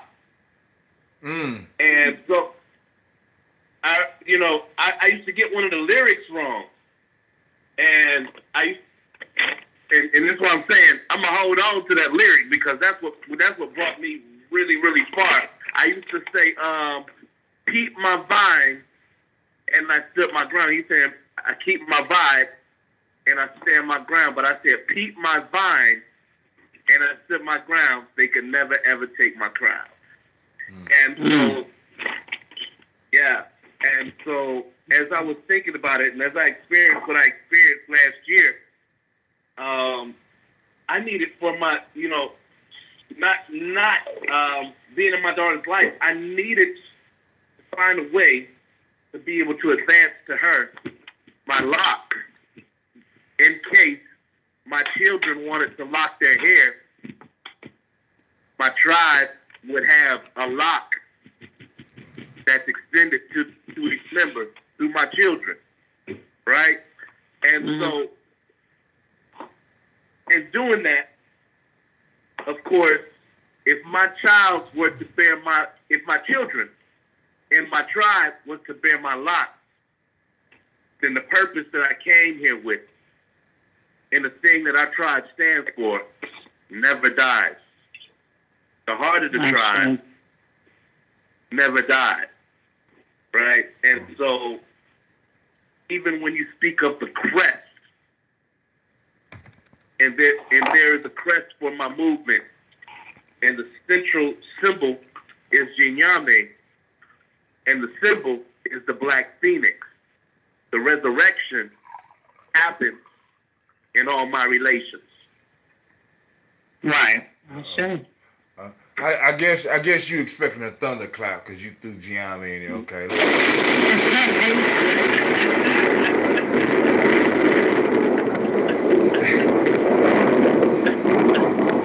So I mean, we're basically hitting on it, and like I said, the piece is it's crazy how the timing works. Synchronicity. They won't call it. The scientific name is synchronicity because Lady J started off a conversation. And the conversation led us all the way out for an hour into discussing and debating and having fun. You know what I'm saying? Because I want y'all to know, because constantly I'm learning, but I have my strong points. But it comes all the way back around to this proverb, this folktale. This folktale is about the relationship between an individual and the past. An individual and the past. And what's deep about it is that this being was born before the earth. So we talking about a spiritually powerful symbol that was born before the earth itself. And when he died, the daughter who was born, because they didn't say a male, the daughter that was born didn't have a place to bury her father.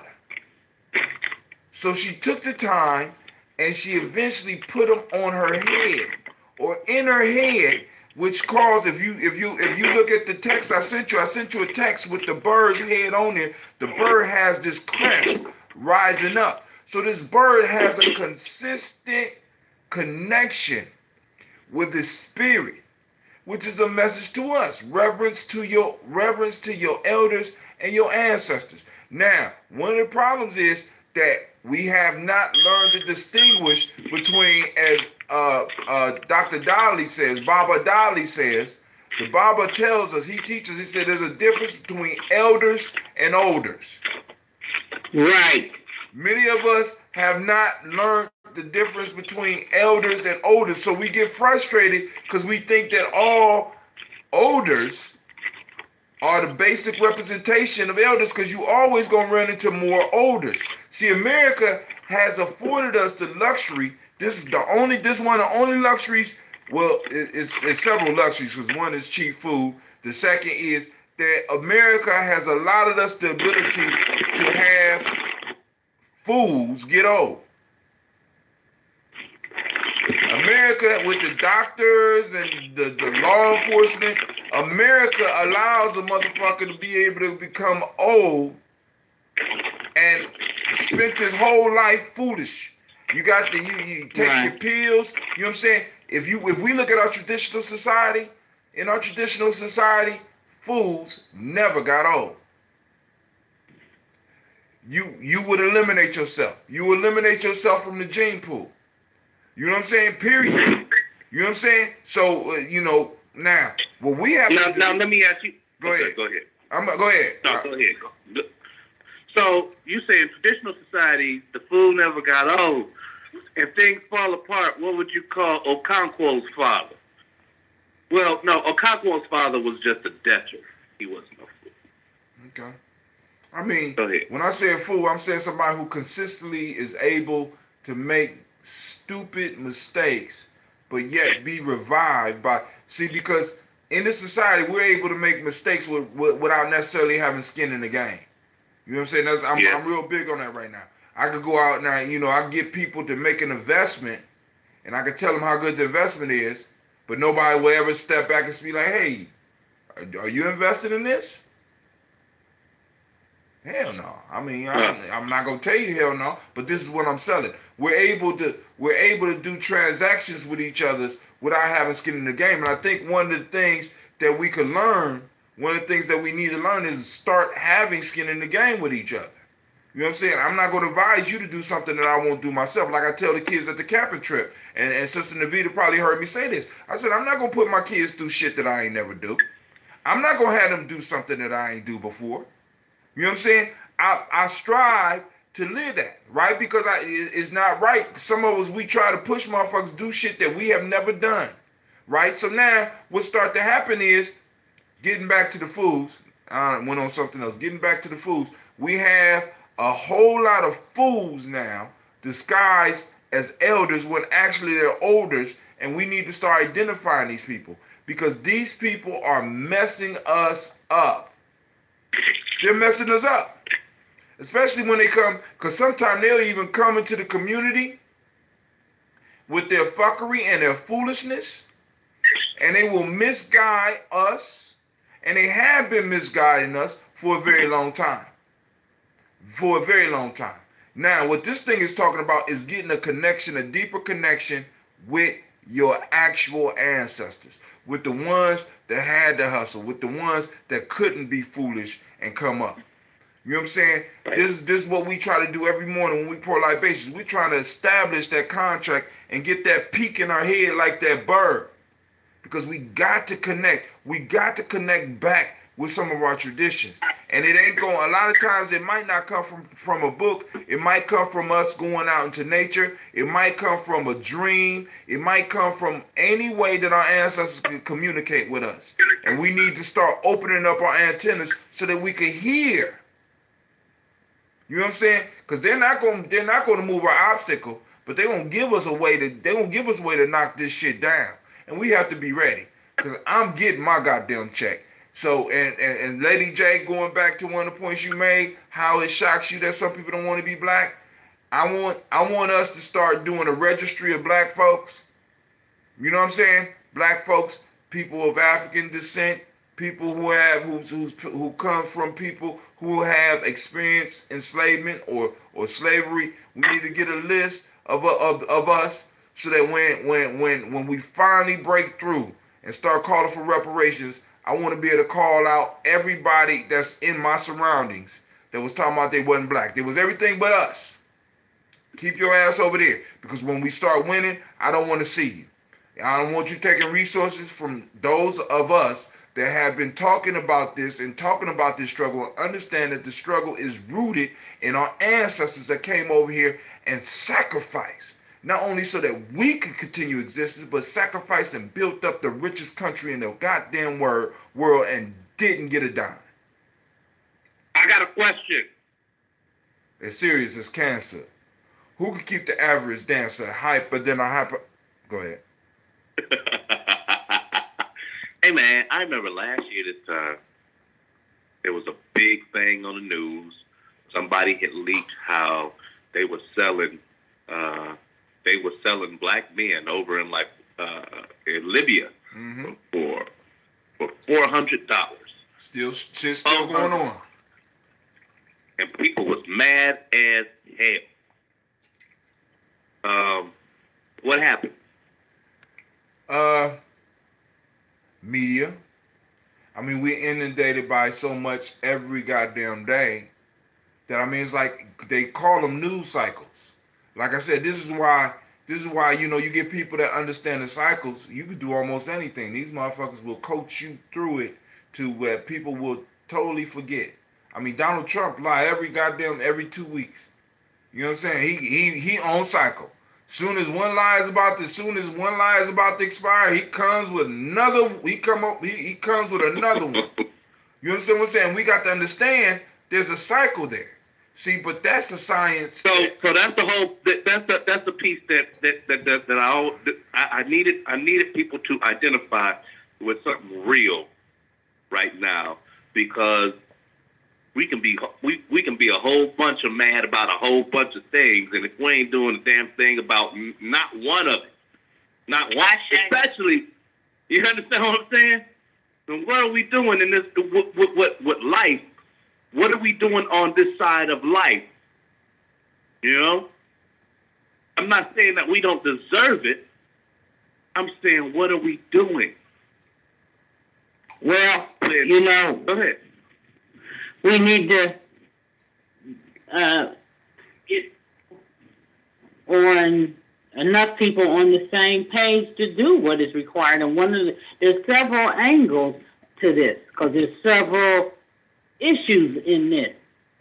Mm-hmm. One being, even what we talked about earlier, is the economic piece. If we could get on one accord with that, if we can get on one accord with building an army, like I was telling Tim about my theory about Whitehall. You know, if we all, as a group of people, because Whitehall is not considered the city of Columbus. They have their own politics, their own police force, schools, etc.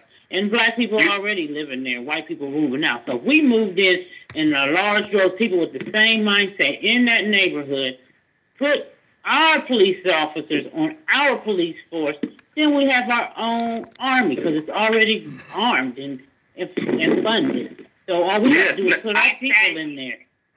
You know what I'm saying? Right. Then we just take over the schools. We start putting our people in the Whitehall offices. We can outvote the people, because there's not that many others in Whitehall no more.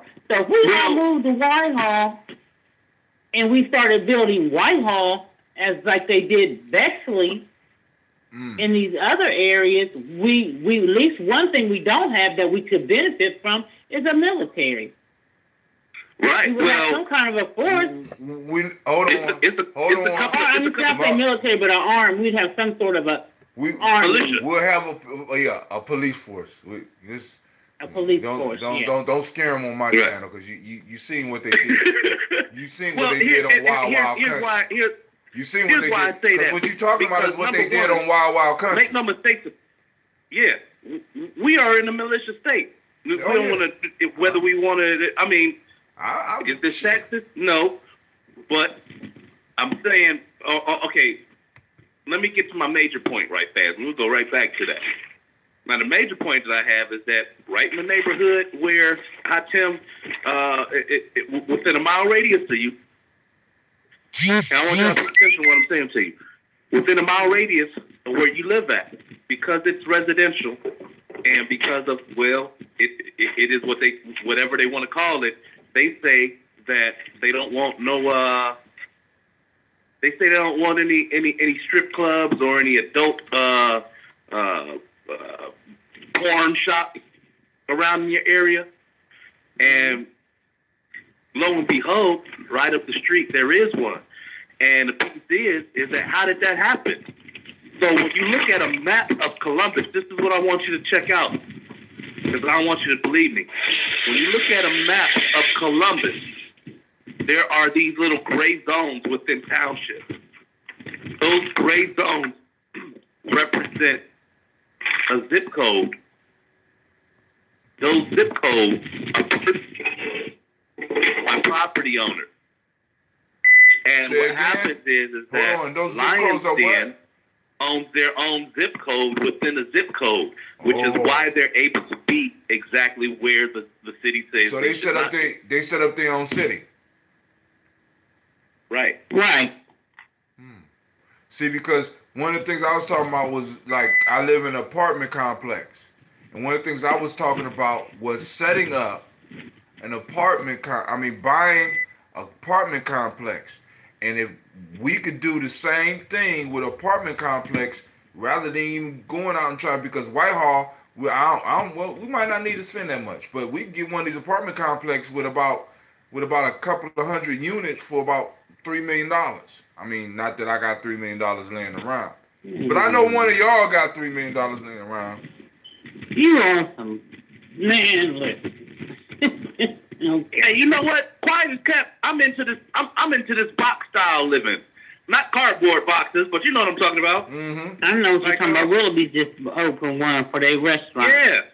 Yeah. And but we still need to have a police force of our own. With an apartment complex, we can develop a security force to keep the group safe. I'm on what the caller is saying too. I think that the reason why we can't even we don't have police officers is because same reason why we don't have teachers. When our kids want to go into these professions, we tell them they don't want to be a teacher because teachers don't make money, or they don't want to be a cop because cops are pigs. So we discourage our kids into going into these areas where we are underrepresented. But if our kids were trained and ready, then we would be able to demand that these institutions diversify. We would be able to demand be able to go in and infiltrate. We will be able to do it. We could take over. That has to be taken over because it's already a predominantly black area anyway. And I have a feeling, I'm not sure about this, but they're they have their own council members and stuff like that. I bet you they're Caucasian. I bet you so too. They are. And they got there by Have you ever been to the mayor? Or do you live in Whitehall? I live in Whitehall. I actually live in Whitehall. And it when you go to the mayor's court, you don't see minorities at all. The only people that you see that are minorities are those people, like any given day at a Whitehall court, the gross majority is going to be black with traffic charges. Oh yeah, that's how they get their money. So if we was to get in there and because they got them people are voted into that office. And check this out. I mean, we could already probably outvote them now in Whitehall if the black people could, but we put our people up running that we want them. We make our people vote for them. Then they can't stand a chance. They'll be outnumbered. They got apartment complexes in Whitehall as well. Well, they're also closing down a number of them. Oh yeah. Where I live has been in the news. Right. And it shall be closed shortly. Right. But again, the property, you're dealing with gentrification. So we know gentrification. We also know that that you can come into this area right now and you can purchase these homes, just like where I live at. These people were purchasing these properties for nothing. And now, they were purchasing them for nothing. Imagine we had. See, that's why they all own. See, if we get back in there and we start getting people who can qualify to purchase these homes that look like us. Shaka got the answer for that. You can do co-op. Shaka already got the answer for that because one of the pieces with Naka is that people could come together and combine the loan that they get from Naka and go in and buy one big thing.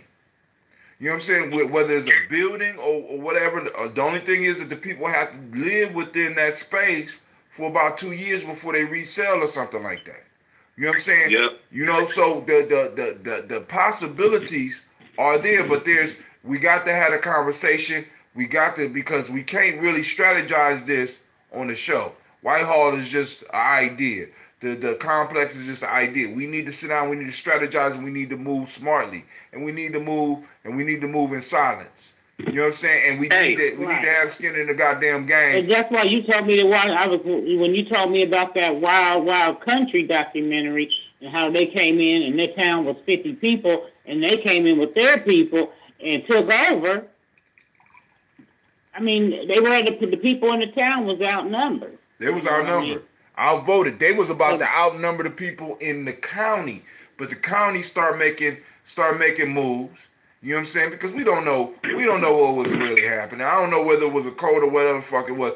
I don't know, but I do know that white folks have a long-standing code called white supremacy that they are going to make sure stays in power as long as they possibly can. Period. It's a code. You know what I'm saying? Say the word for me, Lady J, because you say you call it something else. What you call it? What is it? What word am I doing? I hate using the term white supremacy. I'm ready to move back. White inferiority. Right. Oh, that's my term. You use hegemony or something like. You like them big words. Hegemony. Right. So the whole piece is we got to be strategic. This is why it's important that we start working on these cultural holidays. This is why it's important that we do these camp trips so we can start meeting up and we can really start clicking, so you can really start seeing people's character. Because when you get outside of the city, when you get outside the job, you get to really focus on people's characters and see what they're focused on. Because it's important that we start building. When we start building something like this, we build with people with integrity. Now, one of the things that blew my mind, check this out, Shaka. The only virtue that cannot be faked, all the other virtues can be faked. The only one that can't be faked is courage. It's courage. True. You know what I'm saying? So now, this is the question, because one of the challenges for young men and young women coming into adulthood was a challenge of courage. How are we challenging our young people? We are not giving them challenges to see where their hearts lie. Can you stand up under the pressure? And as adults, can we stand up under pressure? Because I want to make sure people understand, because one of the reasons I really start falling out with a lot of these rites of passage places is the fact that a lot of people started focusing and talking about rites of passage for the kids. No, rites of passage is a fucking lifestyle. It's something that you live in. It's something that helps move you through different phases of your life. And if we just focus on the children, and we allow the adults to stumble through and be fucked up, because the elders is supposed to educate us, because rites of passage, what rites of passage does, it prepares the next generation for leadership. So when we bring somebody, let me jump on in. Go ahead. Take a dip. So once again, we had a question early about home ownership and about taking over through ownership. And the piece is that, like right now, I could bring my old ass down to Columbus, and y'all can help me find something off the land bank. I can get into something myself, and bam, we got a foot in on the road, right? I'm glad. Or meanwhile, I'm going there tomorrow. We could take the young folks who are at transitional age. Hey, hold up. That's something we need to talk about in private. I already know where you're going, because I just had a conversation about that today. Because that shit right there, that's the next phase. Because if we would have known about Naka when we was doing the Gye-Nyame house, dude, get the fuck up out of here. Well, I mean, you know what I'm saying? You know what I'm saying? I mean, but Naka didn't exist because it was us going through the Gye-Nyame house. Time out. Because here's the thing, is that even though Naka didn't exist, and even though we wasn't calling it that then, at the end of the day, let's be real, Hachim. If we're talking about taking some of the dudes that we was dealing with, and shaping them up and showing them the power of their credit without them abusing it in real time, without them, can we teach them the discipline to not touch something that they really, really want to touch right now? Hell no. See, because well, some of them we could, because you got to think about some of the shit that they would do. Some of them we could. It depends on which ones we got. You some of the grimiest ones had the best credit scores and didn't even know it. But those were a lot of times those are the ones that are listening. Those are the ones that once you get them, I mean, with our young people now, we can start bringing them up, and because listen, you got a plan. I got a whole plan around us helping young people transition up out of these systems into being able to be independent people within a tribe. See, because the issue is they always try to separate our children. They always try to separate each of us from each other, when in fact the only way that we're going to be able to prosper ever is as a tribe, as a group. That's one of the major dynamics that they kind of broke down with us, because when we come together, they start murdering. Wait. One more thing, too. While we talking about ownership, we need to cultivate our own realty. And when I say cultivate, that's how the successful ones are doing it. Their processors and their appraisers are all in alliance with each other. Oh, yeah. That means that, and listen to how deep this is, man. Because I dated a wholesale mortgage broker when I lived on the East Coast, and I sat there waiting for her time while she was sitting there making all these calls, right? So the piece is that, and I ain't gonna give her name up or nothing, but this was before 08, just to put it in perspective. But the whole piece is that if she's looking for a certain number that's going to get the person approved for a HELOC, a home equity line of credit, or whatever home equity product it is, and they not getting the numbers because of the appraiser, where she can just call the appraiser, and the appraiser's like, you know what? Okay, let me throw some pictures of a better bathroom on there, raise the numbers up just a little bit, and by tomorrow we should be able to close. Is that cool? That's right. All right. That's kind of legal, but you know what I'm saying? That's people. It's called networking. It's called exactly. I think exactly. It's building a network, building a tribe, people you could depend on. That you could, you know what I'm saying? And another piece that we have to do is, when we do stuff like that, we got to be able to put people that's going to be responsible enough to handle the mortgage, rather than just looking. But Lady J, you also see what happened, right? Is that there was a matter of trust there, where it's like, I understand the system, I understand the risk, I got you though. But then the other piece that you talk about is that everyone is in their lane. Everyone is perfecting their own own art. And so what happens is that we are not focused on the same piece, but as we operate together as a whole, right? We operate together as a whole. And so what I notice is that a lot of times when we have an entrepreneur spirit, however, we go into the same industry. You know, people started selling many years ago. I was selling the body wrap. Each other's competition. We're competing. So how is that helping infrastructure if we're each other's competitor? That's not nation building. It is nation building for somebody else. You know what I'm saying? I mean, now here's the thing, though. We don't work for Here's ourselves. the thing. Here's where I agree when I hear people say, "Oh, steel sharpens steel," because, for example, Tim gifted me this thing, and now I'm in the industry producing probiotics, right? The thing is that when I get there to Columbus, some things gonna come to a head, because we're gonna have to standardize and make our stuff scalable on the same scale, right? But if it wasn't for me taking this test market in Cleveland, I would have never known that I could get what I get for this. right? And so the piece let me is ask that, you a question. If you are making the probiotics, right? Right. Do you need farmers? You need people growing the vegetables that you use. Is that right? Like we need what other areas? We need beekeepers. So say I wanted to go into beekeepers. I wanted to help. Yeah, I want to help. I want to go into business with you per se, but I'm just going to add a piece of it. Maybe I'm going to make the containers that it goes in, right? Yeah.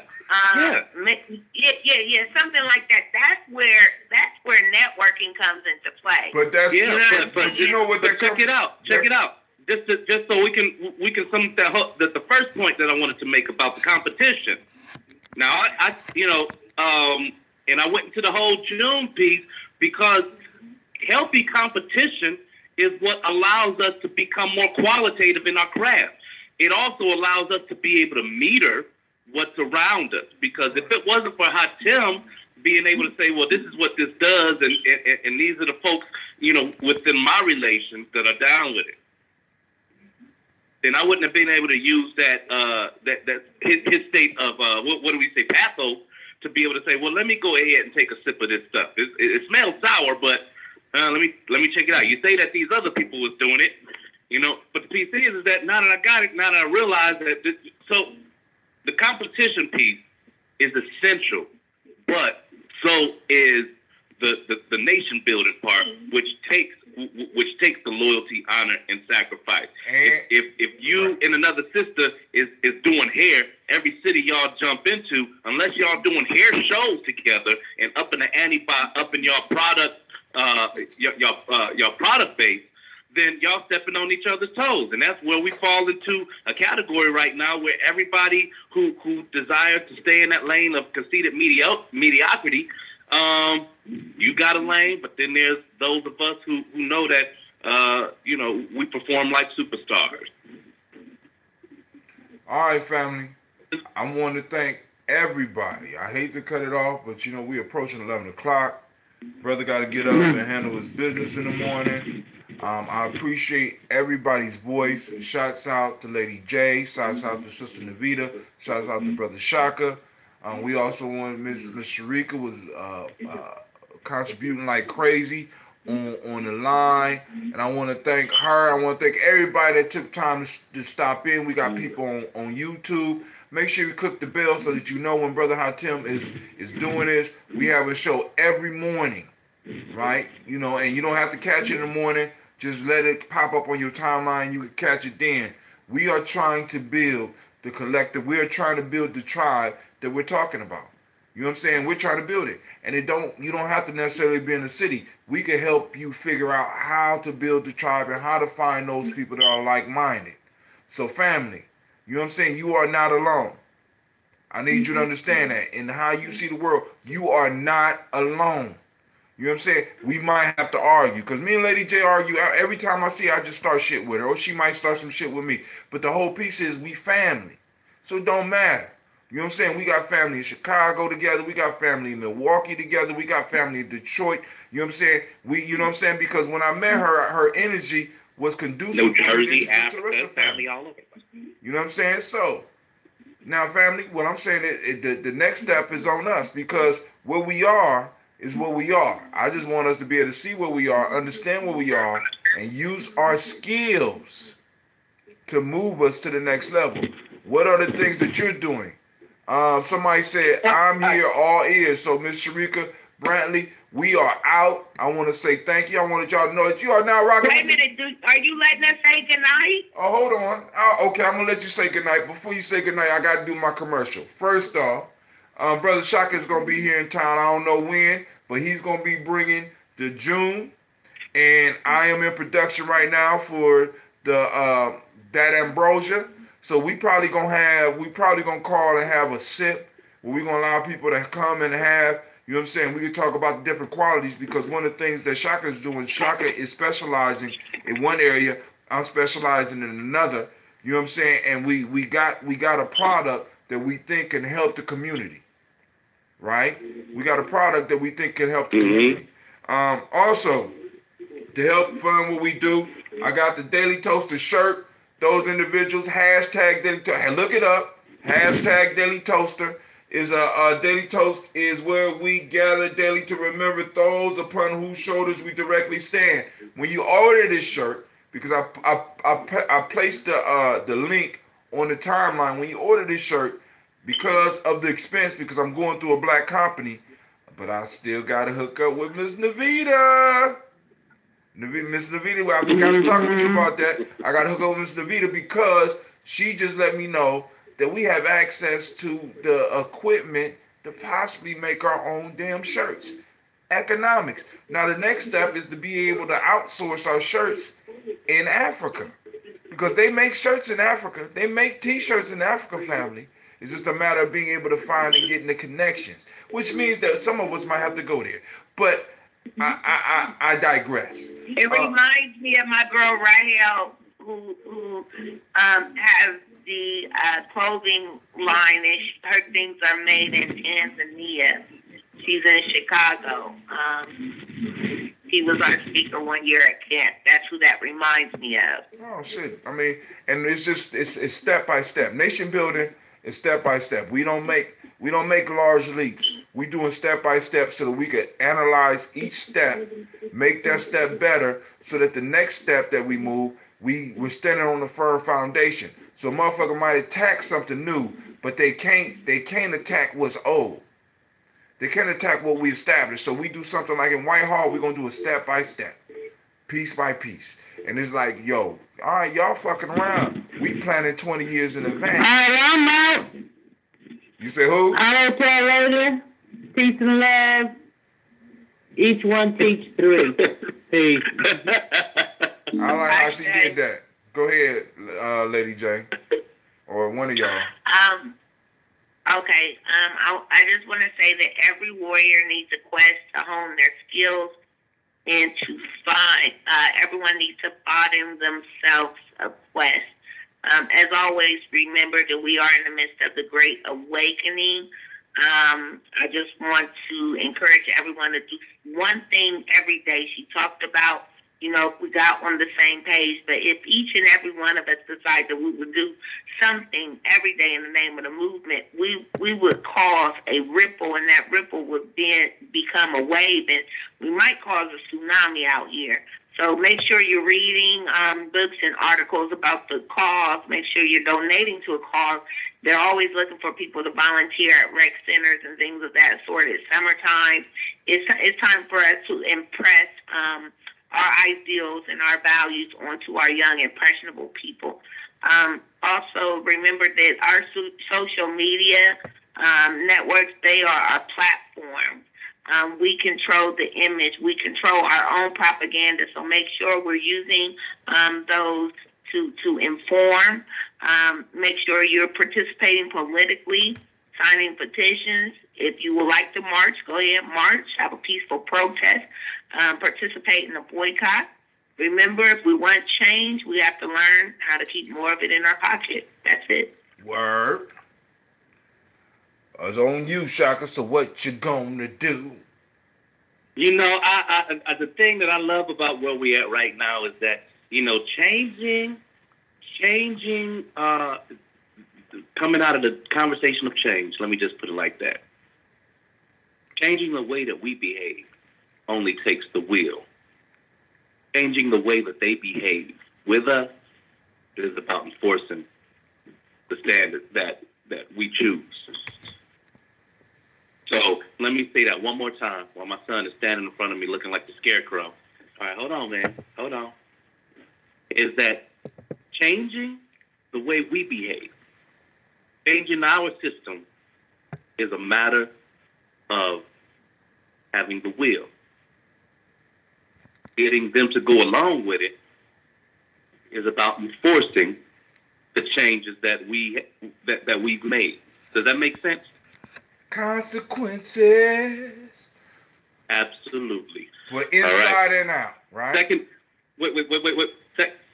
of all, before we leave off the show today, I am gonna be there this week, and when I come, Not only am I bringing the red June and the red June, I got a new blend, and I brought something vital into the mix.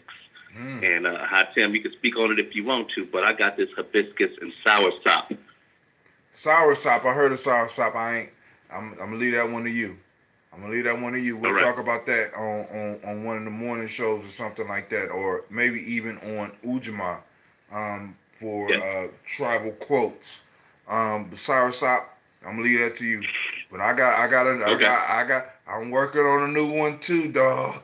I'm working on one too. The only issue is I want to make sure it's not too volatile because we can't ship them when they're volatile. But you know I'm long-winded. And family, I want to thank you for joining us. This is You're Now Rocking with the Best, Gye-Nyame Journey Media. We specialize in building tribes. Look, because we got to strive to stay alive. This is a Heart of a Simple production. You just got done listening to FFGF, also known as Folktales for Grown Folks. This is a Heart of a Simple production. Make sure you like and share. And we strive to always blow up yours as well as our old paradigms, because that's where we in prison.